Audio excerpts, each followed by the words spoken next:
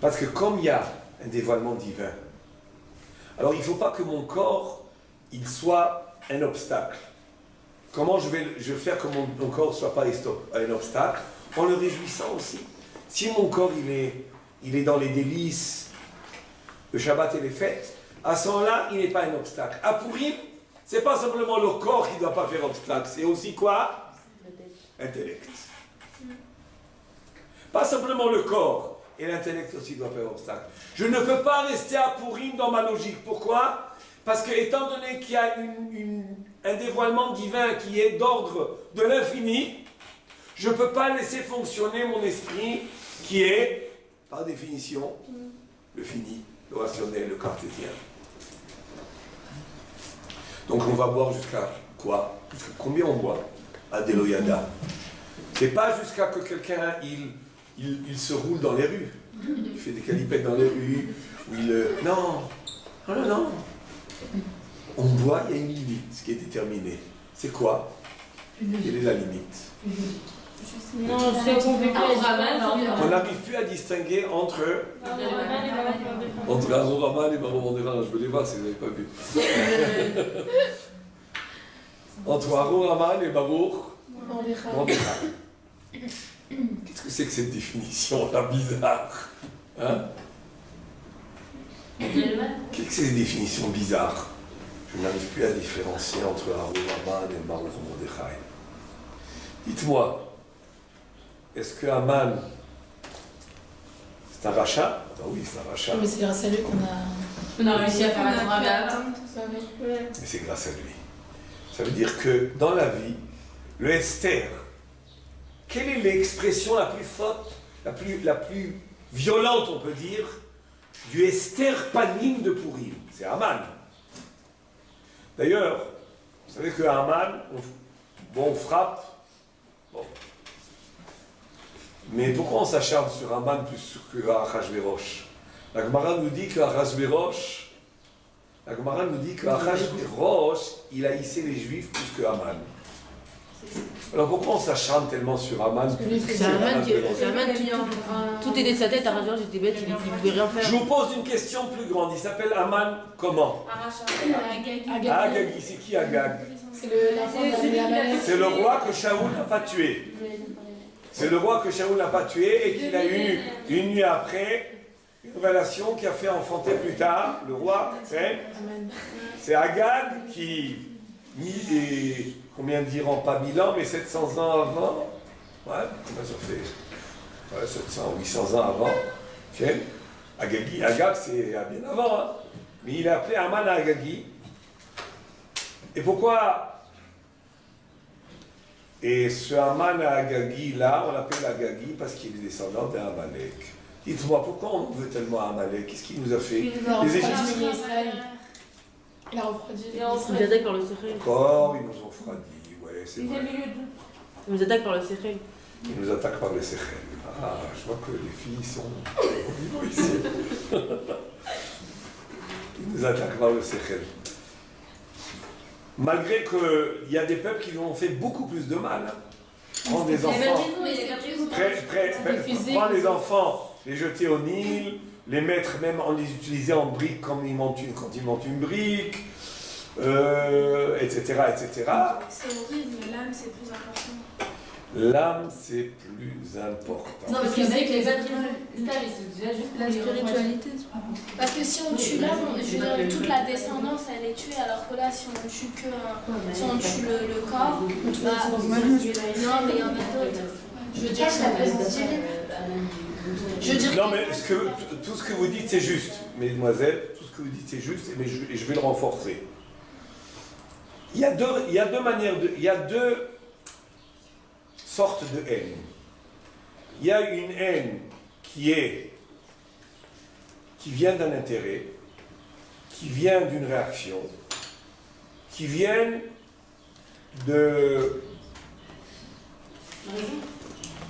d'une raison.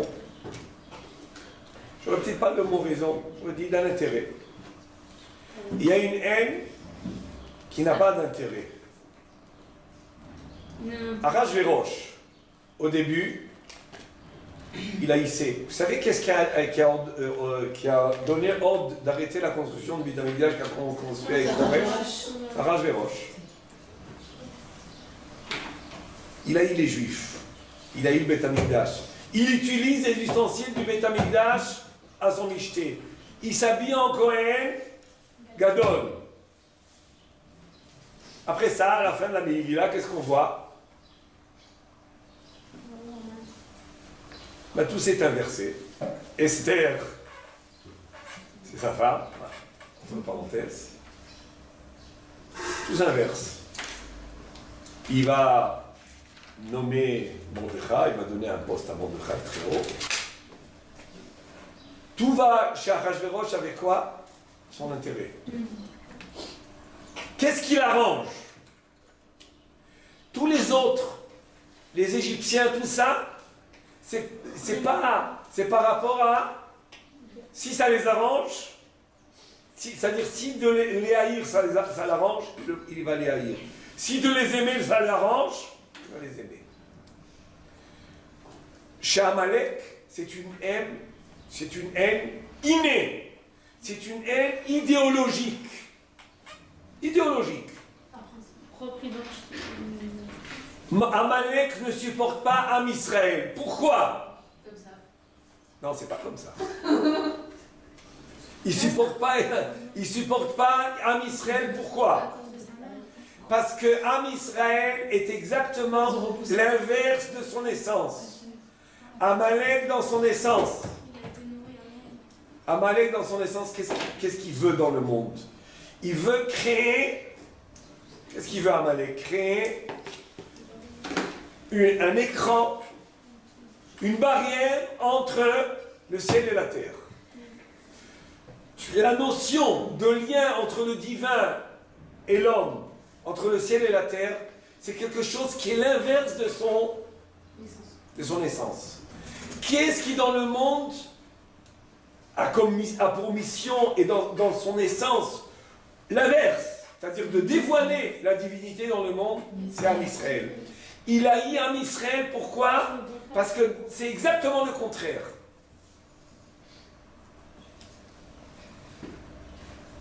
J'ai beaucoup à dire là-dessus. C'est énorme. Je ne vais pas pouvoir tout dire. Une chose que je voudrais vous rappeler, c'est que quand le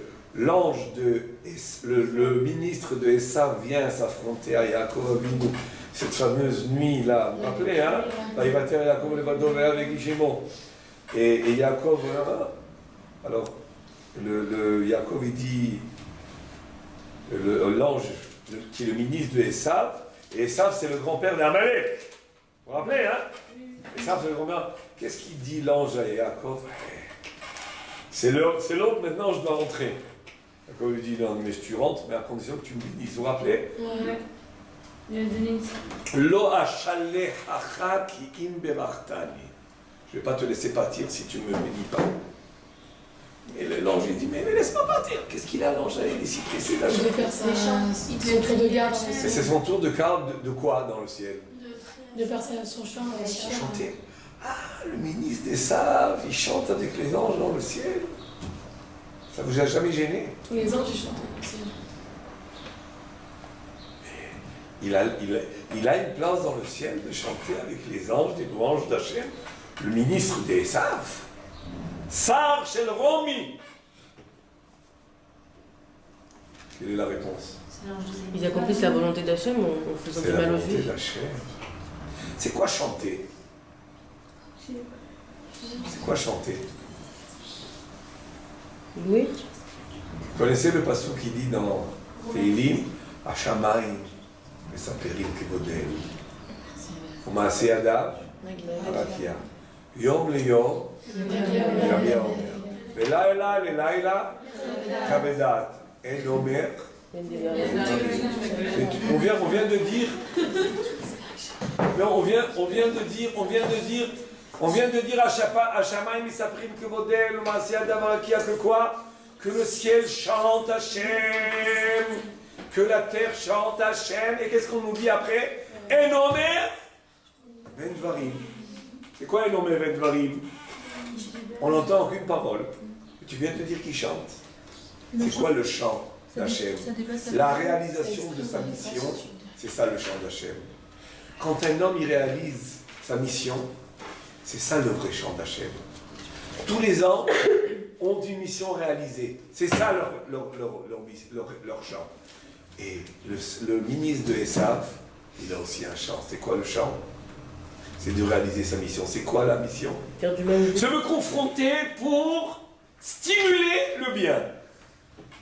Vous avez déjà entendu une chose pareille?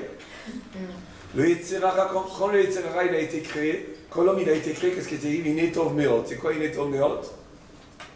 C'est ça. Il y a le Yetzer Hara. Le Yetzer Hara c'est Tov Meot. Faut le supporter ce Yetzer Hara. Non, non. Mais si, puisqu'il fait Le Yetzer Hara, il est rare en lui-même. Mais son origine, sa racine et son but, c'est quoi? C'est de fortifier, de stimuler le bien. Alors quand je dis Aman, Aman c'est un rachat. Quand je suis lucide, qu'est-ce que je regarde? Mesdemoiselles, quand je suis lucide, qu'est-ce que je pense? Je vois Aman. Je vois Aman Aracha. Pourquoi je vois Aman Aracha? Je suis lucide, je vois qu'il vient, il veut aller contre la Torah et mitzvot. Qu'est-ce qu'il a dit à Achashverosh? Yeshno Am Israël, il dort des mitzvot. Vas-y, il rentre dedans, il dort des mitzvot. Yeshno conscience spirituelle. Dans le subconscient spirituel de Haman, pourquoi il est entraîné du fond de lui d'aller contre Am Israël? Parce que si Am Israël ne fait pas le bien par leur volonté personnelle, par désir personnel, par conviction, par aspiration, par émouna, par désir d'arriver à sa réalisation, si on ne le fait pas de cette manière-là, par l'étude, par le travail positif, travailler, eh bien, on sera amené à le faire par un moyen détourné. C'est quoi? C'est la gifle du Esther Panim. Vous connaissez, il y a des gens dans leur vie, que tant qu'ils ne prennent pas une petite gifle, tant que la vie ne présente pas des circonstances qui les secouent, ils ne comprennent pas. Avec les livres, ça ne marche pas. Avec les paroles, ça ne marche pas. Mais des fois, les secousses. Am Israël sont arrivés à un niveau spirituel qui nécessitait une secousse. Mais un niveau spirituel qui est très bas. Quoi, ils étaient plus religieux? Ils étaient plus religieux? Bien sûr qu'ils étaient, c'est Aman qui le dit. Aman est venu, il a dit à Achashverosh, c'est tous des traditionnalistes. Ah oui, il leur a dit, et Jocham vous envoie, Vedatehem, Shabbat. Alors qu'ils sont religieux. C'est tous des religieux. Mais c'est quels religieux? Des traditionnalistes. Je dis ça un petit peu d'une manière péjorative. Ça veut dire quoi, traditionnaliste? Ils gardent les traditions. On est invité au Michté de Achashverosh, okay? Chacun avec son papillon. On est tous invités. Hommes et femmes d'ailleurs. Vous invitez. Grand Michté, chacun a reçu son petit carton. Vous êtes invités. Qu'est-ce qui s'est passé au Michté? Il y a plusieurs avis. Mais d'après ce qui apparaît de la Gemara, les Juifs étaient ensemble. Ils ont demandé des repas glad kosher. Shabbat, la Gemara nous raconte que les goyim, de quoi ils parlaient à table? Quelles sont les plus belles femmes? Est-ce que c'est les Perses ou un tel ou un tel? Et les Juifs, de quoi? Qu'est-ce qu'ils faisaient? Yoduchara Yonai. C'est comme ça. C'est comme ça au Michté de Achashverosh. On vient sortir du vin. Là, on veut s'assurer que c'est pas le goy qui a ouvert la bouteille. C'est comme ça. Glad kosher, séparés, hommes, femmes séparés, et juifs et goyim séparés. Super, compartiment. Compartimenté. Alors quel est le problème? Et nous, Eh bien le problème, c'est qu'on est arrivé, on est devenu traditionnaliste. On garde tout, on fait tout. Mais la Torah, c'est fait pour quoi? C'est se rapprocher d'Hachem. Et où on peut se rapprocher d'Hachem? Que au Beth Amikdash, que en Eretz Israël, que avec la Torah, mais pas une Torah de tradition, une Torah d'élévation. On n'était pas comme aujourd'hui, nous, après 2000 ans de galoute, etc. Là-bas, ils étaient à combien? Ils étaient dans les 70 ans qui séparent le premier Beth Amikdash du deuxième. Il y en a qui se souvenaient encore du premier Beth Amikdash, hein? Par exemple, Daniel, qui était encore là, il se souvenait du premier Beth Amikdash et ils ont connu le deuxième, reconstruit. Donc, pour oublier le Beth Amikdash et s'asseoir à un repas où Achashverosh sort les kélim du Beth Amikdash, on assiste, Am Israël assiste. Un repas où on utilise les ustensiles du Beth Amikdash. Où Achashverosh, ce goy rachat, est habillé avec les bgadim du Kohen Gadol. On est là, passif, pas grave, cool,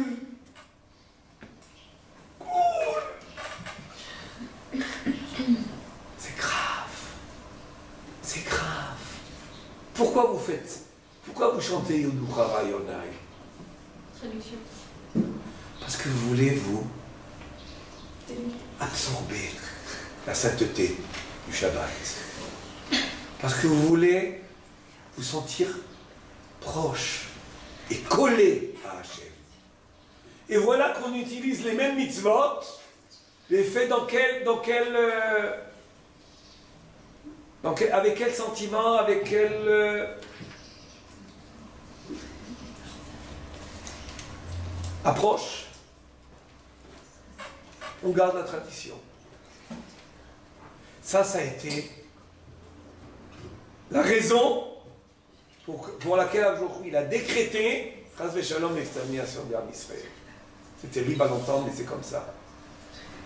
C'est-à-dire que Amalek a réussi. Qu'est-ce qu'il veut Amalek? Qu'est-ce qu'on a dit? C'est quoi Amalek? Mettre une barrière entre le ciel et la terre. Akadosh Baruch Hu, reste là où tu es. Il y croit Amalek à Akadosh Baruch Hu. Mais qu'est-ce qu'il lui dit pas seulement? C'est la manière de vivre. Comment on vit? Akadosh Baruch Hu, tu ne te mêles pas de notre vie. Tu restes en haut. Ça c'est Amalek. C'est quoi le Beth Amikdash? Un lien. Le lien. C'est exactement l'inverse. Amalek et le Beth Amikdash, c'est exactement l'inverse. C'est pour ça que la Gemara dans Sanhedrin nous dit, vous voulez construire le Beth Amikdash, d'abord vous devez quoi?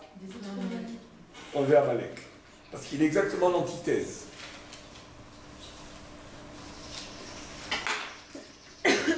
Mais ce Amalek-là, il est rachat. C'est le mal. Mais c'est un mal qui en réalité est destiné à quoi? À fortifier notre bien. Et quand à Purim on perd la lucidité, on boit, on arrive à comprendre combien tout ce qu'Akadosh a créé dans le monde, même si c'est négatif, même si c'est Aman, on peut risquer en buvant beaucoup de dire Baruch Aman. En tous les cas, de ne pas comprendre la différence entre Baruch Mordechai et Aman. On peut risquer. Pourquoi? Parce que on doit comprendre que toutes les épreuves que nous avons, mesdemoiselles, dans la vie, toutes les épreuves que nous avons dans la vie, est-ce qu'elles sont là pour nous embêter ou elles sont là pour nous grandir? Elles sont là pour nous grandir. C'est ça la fête de Purim. La fête de Purim, c'est quoi? c'est de recevoir une nouvelle Torah. C'est quoi la nouvelle Torah? La Torah qui provient d'où? D'un état de Esther Panim qui va nous arriver au summum du don de la Torah. La Torah, elle a été donnée pourquoi? Pour que même dans les situations les plus difficiles, même dans les plus grandes épreuves, même quand il y a une situation d'absence, de voile divin, tout cela, je reste avec ma émouna et j'arrive à vivre attaché à Kadosh Baruch Hu dans toutes ces situations. Ça, c'est Ad Eloyada ben Aouraman ben Baruch Mordechai. C'est pour cela qu'à Purim, ce qui est très important de faire, c'est se réjouir, mais orienter cette joie-là. Orienter la joie vers deux choses on a besoin à Purim. L'union entre eux, parce qu'au moment du matin de Torah, qu'est-ce qui a permis de recevoir la Torah? Vaïchan Sham Israël, Negeda, Keish Echad, Veled Echad. À Purim, on reçoit de nouveau la Torah. Cette fois, okay? Donc il faut Mishloach Manot, Matanot Le'Evionim. Il faut lire la Megillah pour revivre cette situation de Esther Panim, de revivre cette situation d'absence et pour arriver à la Séouda, à découvrir cette grande lumière de Purim qui se cache derrière cette grande absence, parce que plus l'absence elle est grande, plus le voile est grand, il est épais, plus la couche est épais, plus ce que je peux découvrir derrière en lumière divine est grande, est intensive, et ainsi garder avec nous toute l'année cette possibilité, cette capacité de nous gérer nous-mêmes dans toutes les situations de la vie, d'affronter toutes les situations de la vie avec grande émouna, avec confiance, et ne jamais diminuer et me rendre triste à cause de ces confrontations-là, mais rester dans une joie parfaite, une joie qui permet la réussite, parce que c'est écrit dans les livres, celui qui est toujours joyeux, il réussit.